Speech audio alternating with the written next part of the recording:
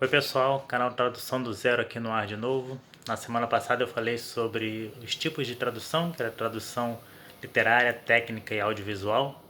Hoje eu vou falar um pouco sobre uma área da tradução técnica, que é a área de localização de software. Esse termo localização vem do inglês localization. Na verdade é um erro de tradução, porque localização em português quer dizer outra coisa. Mas em inglês a palavra localization quer dizer transformar alguma coisa que é global em alguma coisa que é local. Então o verbo to localize significa tornar alguma coisa local.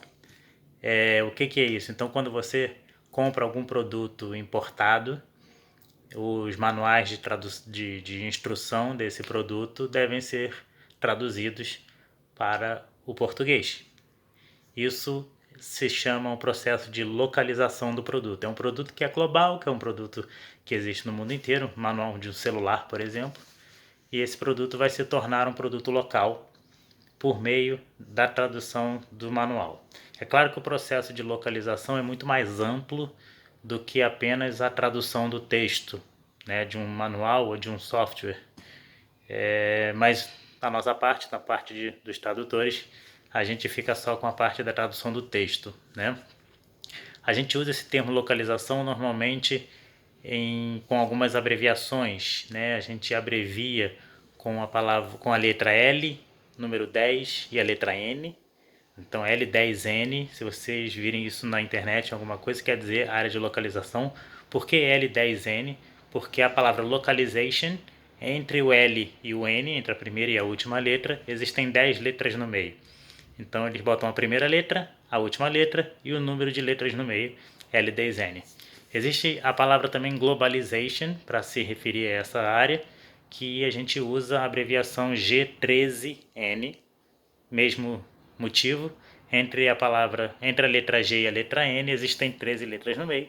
Ou internationalization, que é um pouco maior, que também é o mesmo motivo. A gente usa a letra I, a letra N e 18 letras no meio. Então ficam I18N, G3N para globalization e L10N para localization. Usamos esse termo também normalmente na área de tecnologia, principalmente tradução de materiais de informática, né? Software, ajuda de software, ou sites, ou manuais de impressora, manuais de qualquer software novo que seja lançado, nós usamos essa área de localização. Tem uma historinha para contar. Muito tempo atrás, uma empresa queria traduzir o site dela, porque o site seria colocado no ar na Coreia. E na época, não sei se vocês lembram, muito tempo atrás, quando você clicava em algum site ou algum menu ou algum botão em algum site, aparecia uma ampulheta no Windows dizendo que o sistema estava carregando e aquela ampulheta ia carregando até o sistema pensar. Hoje em dia, claro que está tudo muito mais rápido, não tem mais a ampulheta. Agora, quando você clica, é uma bolinha que vai rodando para dizer que está carregando a página, né? Então, o site tinha essa ampulheta e o site era um fundo verde. E a empresa queria que esse site fosse traduzido para coreano e esse site seria colocado no ar na Coreia. Os tradutores de coreano na época falaram para ele, olha, você vai ter que mudar algumas coisas nesse site, não só traduzir o texto para coreano. Porque verde na Coreia tem um outro sentido, se eu não me engano é a cor do luto. Aqui nós usamos preto, na Coreia eles usam verde. E no site da empresa, em vez da ampulheta, quando você clicava em alguma coisa, era um coelho correndo. Eles queriam mostrar que o site tinha uma velocidade, que o coelho corre muito rápido, etc. Só que coelho na Coreia tem a conotação de fertilidade. Coelho lá significa fertilidade. Então ia dar uma conotação diferente do que a empresa queria. Então ele falou, então olha, esse coelho também vai ter que sair. A gente vai ter que usar um outro ícone para usar na tradução desse site. Isso é só para vocês verem. Então não adiantava só traduzir o texto. Teria que mudar a cor do site, teria que mudar o ícone do site, teria que fazer um site totalmente novo. Isso é um exemplo claro de localização.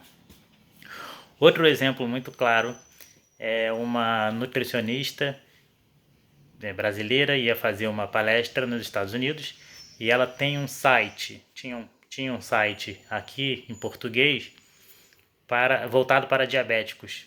Então tinha receitas de alguns alimentos que os diabéticos podiam comer e tinha um personagem nesse site que era um motorista de ônibus que tinha diabetes.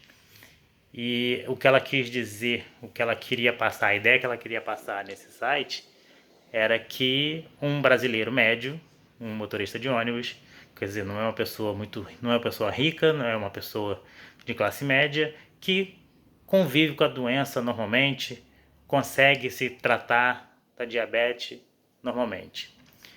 E ela queria apresentar o site dela numa palestra nos Estados Unidos e queria que traduzisse para inglês.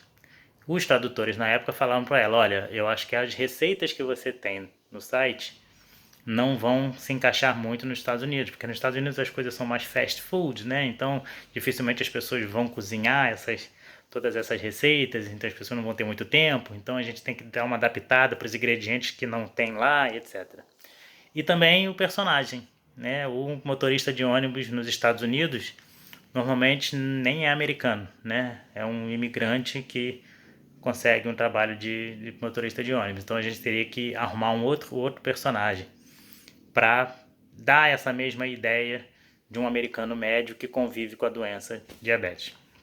Então, para vocês verem que só a tradução do texto é só uma parte do processo de localização. O processo de localização é muito mais amplo. Normalmente, quando a gente traduz software ou site ou algum material de informática, passa por uma validação. Você traduz o texto, esse texto vai para uma área de engenharia de software ou de TI, que a gente usa hoje, para fazer todos os testes, para saber se aquele botãozinho que foi traduzido vai funcionar da mesma forma e tal. Depois volta para a gente fazer todos os ajustes e detalhes e para depois o site ir para o ar. E isso tudo faz parte do processo de localização. Tá? Então localização é uma área muito ampla, uma área de tecnologia, vocês devem imaginar que cresce sempre, está sempre crescendo, sempre novos produtos estão surgindo. A área de tradução de manuais também sempre necessária. Então é uma área que está crescendo bastante. Tá? É uma área que eu me especializei mais de 20 anos atrás e é a área que eu traduzo até hoje. Tá? Semana que vem a gente fala da parte de interpretação. Semana que vem ou daqui a 2 semanas no nosso próximo vídeo. Tá bom? Abraço a todos. Tchau, tchau.